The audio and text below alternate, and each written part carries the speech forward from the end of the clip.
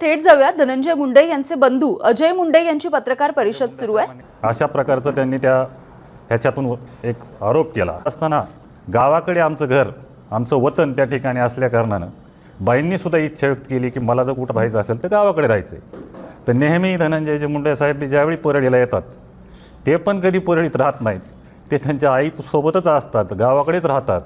हे आपला सर्वांना ज्यांना ज्यांना माहिती आहे ह्या सगळ्या गोष्टी बिनबुडाच्या निराधार आहेत। खरं तर कुठल्याही या गोष्टीला आधार नाही, कुठंतरी सनसनाटी निर्माण करायची म्हणून अशा प्रकारचे आरोप त्या ठिकाणी केले जात आहेत। परंतु आज खऱ्या अर्थानं आमच्या घरातील सर्वात ज्येष्ठ व्यक्ती म्हणजे आमच्या बाई आहेत आणि त्यांच्याविषयी जो आरोप झाला हे 2-3 दिवस मी विचार करत होतो की खरं तर आपण बोलायला पाहिजे की नाही बोलायला पाहिजे, परंतु आपण कुठवर गप्प बसणार। खरं तर धनंजय मुंडे साहेबांचा भाऊ जरी असलो त्यांचे कार्यकर्ते हजारो कार्यकर्ते आज गप्प आहेत। याचं कारण म्हणजे स्वर्गीय संतोष देशमुख यांना त्या ठिकाणी न्याय मिळाला पाहिजे। न्याय मिळण्याच्या हेतूतून आम्ही सर्वजण शांत आहोत, परंतु कुठल्याही गोष्टीला अर्थ नसताना उगाचच आमच्या कुटुंबाविषयी त्या ठिकाणी बदनामी करण्याचं काम त्या ठिकाणी चाललेलं आहे। मी आपल्या माध्यमातून सांगू इच्छितो की धनंजयजी मुंडे साहेबांच्या पाठीशी संपूर्ण मुंडे कुटुंबीय आहे आणि आज धनंजयजी मुंडे साहेब हे नेतृत्व तयार व्हायला 20-25 वर्षे त्या ठिकाणी त्यांनी ज्या खस्ता खाल्लेल्या आहेत त्याचंच फलित आज धनंजय मुंडे साहेबांनी महाराष्ट्रभर आपलं नाव त्या ठिकाणी केलेलं आहे। आणि आज दोघं बहीण भाऊ मंत्री झाले असताना विरोधकांच्या डोळ्यामध्ये कुठंतरी खुपतंय, कारण धनंजय मुंडे साहेबांवर कुठलेही आरोप नाहीत, काही नाही, कुठला विषय नसताना घेण्यानं देण्याचं त्यांना आज बदनाम केलं जाते। त्यांनी राजीनामा दिला, तब्येतीचं त्यांचं आज खऱ्या अर्थानं त्यांची तब्येत इतकी वाईट आहे, आज ते अशा अनेक आजारांना त्या ठिकाणी सामोरे जात आहेत। अशा परिस्थितीत आम्ही सर्वजण मुंडे कुटुंबीय त्यांच्या भक्कमपणे पाठीशी आहोत आणि कुणीही या कुटुंबातलं नाराज नाही हे सांगण्यासाठीच आजची ही पत्रकार परिषद आहे। पण वास्तव काय आहे, म्हणजे तुम्ही हे तर सांगितलं की धनंजय मुंडे यांच्या आई तुमच्या काकू त्या तिकडे असतात, पण त्यांचं असं म्हणणं होतं की त्या इथं राहिल्या नाहीत, परळीमध्ये नको म्हटलं त्या घरी राहायचं आणि त्या नाथाला निघून गेल्या। ह्याच्यामध्येच तथ्य नाही आहे। खरं तर परळीचं जे घर आहे त्याचं रिन्युएशनचं काम त्या ठिकाणी काढलेलं आहे आणि ते रिन्युएशनचं काम काढत असताना असा काय कुठला गुन्हा आहे का की आपण आपल्या गावाकडे जाऊन राहू नये? गावाकडचं घर म्हणजे आमचं मूळच तिथं आहे, आमचे जन्म तिथं झालेत, स्वर्गीय अण्णा जिथं ज्या घरामध्ये वाढलेले आहेत त्या ठिकाणी जर बाई आमच्या जाऊन राहिल्या तर यात ते वेगळं काय आहे? आणि त्यांच्यासोबत धनंजयजी मुंडे साहेब बी तिथेच असतात ना, ते तरी कुठे परळीत राहतात?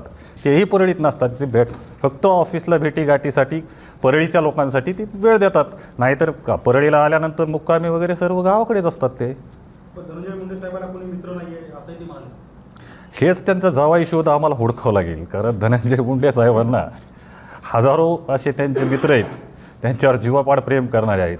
तेच मी सर्वप्रथम सांगितलं की आम्हाला फक्त धनंजय देशमुखांना आपलं संतोष देशमुखांना या न्याय पाहिजे, याच्यासाठी धनंजय मुंडे साहेबांचा कुठलाही कार्यकर्ता आम्ही आज बोलत नाहीत आणि ते न्याय आपल्याला न्यायव्यवस्थेकडून घ्यायचा असल्या कारणानं अशा प्रकारच्या सनसनाट्या आम्हाला निर्माण करायच्या नाहीत।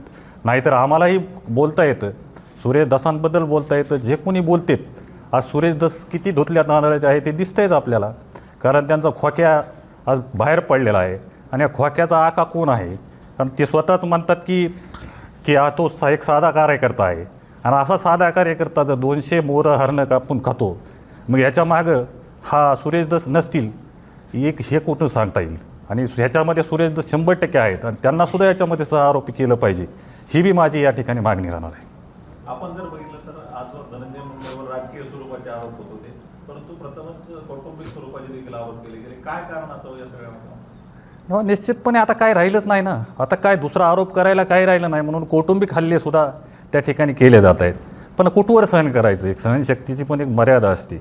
ज्या गोष्टीमध्ये कुठल्याही गोष्टीचं तथ्य नाही, प्रत्येक गोष्टीला कुठला आधार नाही, माध्यमांसमोर यायचं, कुठलाही बेछूट आरोप करत सुटायचं, त्याला काही अर्थच नाही ना। म्हणूनच आज कुटुंबावर आल्यामुळं कुटुंबातर्फे कोणीतरी बोललं पाहिजे, यासाठी मी या ठिकाणी माझी एक नैतिक जबाबदारी म्हणून मी या ठिकाणी आलो आहे, कारण महाराष्ट्राच्या जनतेसमोर चुकीचा संदेश जायला नको त्यांच्या माध्यमातून, म्हणून या ठिकाणी आज आम्ही आपल्यासमोर आलेलो आहे। हा विषय झाला, पण जे विषय परळीचे गाजत आहेत, विशेषतः जे चार्जशीट आलं त्या चार्जशीटमध्ये तुम्ही ज्या कार्यालयामध्ये बसताय त्या जगमित्र कार्यालयाचा सुद्धा उल्लेख आला की जी काही खंडणी मागण्यात आली वाल्मीकरण यांच्याकडून, तर ती खंडणी या कार्यालयातूनच मागण्यात आली असं स्पष्टपणे लिहिलेलं आहे। आपल्याला माहिती आहे इथं काय चालायचं? नाही, मला माहीत नाही की चार्जशीट मी पूर्णपणे वाचलेली नाही, पण जे काय असेल ते तपासा. आणि ती चार्जशीट आहे म्हणजे कोर्टासमोर ती गोष्ट गेलेली आहे, न्यायप्रविष्ट आहे. आणि कुणीही या ठिकाणी आम्ही कोर्टाचा अवमान कधी करणारच नाहीत. आम्ही सरळ म्हणतोय की जे काही याच्यामध्ये कोण कोण दोषी असतील त्यांना शिक्षा झाली पाहिजे. धनंजय मुंडे साहेब तर पहिल्या दिवसापासून म्हणतायत, पंकजाताई म्हणतायत, असं कुठलाही विषय समजू नये की मुंडे कुटुंबाचा या आरोपींच्या मागे याचा त्याचा कसलाच संबंधच नाही ना, की आम्ही पहिल्यांदापासूनच मागणी करतो की यांना कडक शासन झालं पाहिजे. पण एवढं सगळं झाल्यानंतर तुम्हाला असं वाटतं का की परळी शहरामध्ये, परळी परिसरामध्ये अथवा अशा काही घटना घडत होत्या ज्यामध्ये आपल्यावरही काही आरोप झाले होते मध्य काळामध्ये, की काही चुकीचं चालत होतं, किंवा या काळामध्ये जे आरोप झाले ते आरोप कशासाठी करण्यात आले, किंवा त्याचा आधार काय होता? आरोप हे राजकीय प्रेरित आहेत. राजकारणात म्हणजे धनंजय मुंडे साहेबांना असं तुम्ही राजकारण म्हणजे ह्याच्यामध्ये हरवू शकत नाहीत. त्यामुळे त्यांना बदनाम केलं जातं आहे. परळीची तशी ॲक्च्युअल परिस्थिती नाही आहे. ही घटना जी घडली आहे ती अतिशय दुर्दैवी आहे. त्याचं कुणीच समर्थन, ज्याला माणसाचं काळीज आहे असा कुठलाही माणूस त्याचं समर्थन करू शकत नाही. पण नाहक त्या ठिकाणी परळीची जी आज बदनामी त्या ठिकाणी होत आहे याचं खरंच अतिशय वाईट वाटतं. तुम्ही पहिल्यापासून जर संतोष देशमुख हत्याप्रकरण पाहिलं असेल तर त्या सगळ्या प्रकरणामध्ये जे आरोप झाले त्यातले 2-3 आरोप कायम सातत्याने होते. त्यातला एक आरोप असा होता की परळीमध्ये राखेची वाहतूक होते, अवैध पद्धतीने होते, वाळू मोठ्या पद्धतीने बाहेर उपसली जाते, त्यात अगदी गाड्या लावून स्टाईलने गाडी म्हणजे वाळू बाहेर काढली जाते. हे आरोप मी ऐकले. हो, आरोप मी ऐकलेत ना, पण या आरोपात कुठलंही तथ्य नाही. कारण थर्मलची जी राख आहे वेस्टेज राख असते, जे की आज आपण पाहिलं, मी लहानपणापासून पाहतो आपल्या इटके कॉर्नर चौकामध्ये एक बोर्ड लावलेला आहे की ती राख खऱ्या अर्थानं ती वेस्टेज राख आहे आणि ती लवकर उचलली पाहिजे. ती जर तशीच ठेवली तर आजूबाजूला प्रदूषण त्या ठिकाणी मोठ्या प्रमाणात होतं. आणि आज आपण विटभट्ट्यामध्ये म्हणजे विटांमध्ये जी राख वापरतो ती तिथलीच राख आहे ना, आणि आजूबाजूच्या थोडासा उद्योगधंदा त्या ठिकाणी मिळतो, एवढंच त्या राखेचा विषय आहे. पण त्याला आऊचा भाऊ करून कुठंतरी कुणाकडे 100 टिप्पर आहेत, कुणाकडे 200 टिप्पर आहेत. मला तर एवढं तुमच्या माध्यमातून म्हणायचं आहे की सुरेश दासांकडून आपण ज्याच्याकडे समजा माझ्याकडे किती टिप्पर आहेत त्याच्या RC बुकची मागणी आपण केली पाहिजे, आणि त्याचे पुरावे मागितले पाहिजेत. आता ते आरोप करून पळून जातात, लगेच दुसरा आरोप करतात, पहिले आरोप विसरतात. आता तुम्ही मागा राख, खरंच राखेमध्ये किती टिप्पर चालतात, किती कुणाचे, ते ज्याच्याकडे 100 टिप्पर बनले होते ज्याच्याकडे त्यांचे RC बुक वगैरे ते द्या म्हणावं, त्याचा पुरावा तुम्ही मागितला पाहिजे. मला या ठिकाणी साहेब खरंच सांगावंच वाटतं ते. साधारणतः 2 ते 2.5 महिन्यापासून हे सगळे आरोप होत आहेत, परंतु त्यानंतर तुम्ही आज माध्यमांसमोर येऊन ही भूमिका स्पष्ट करताय. उशीर झाला तुला सगळ्या गोष्टी? नाही, उशीर माझ्यातर्फे नाही झाला. माझा विषय एवढाच होता की माझ्या कुटुंबावर अतिशय चुकीच्या पद्धतीने आरोप होत आहेत.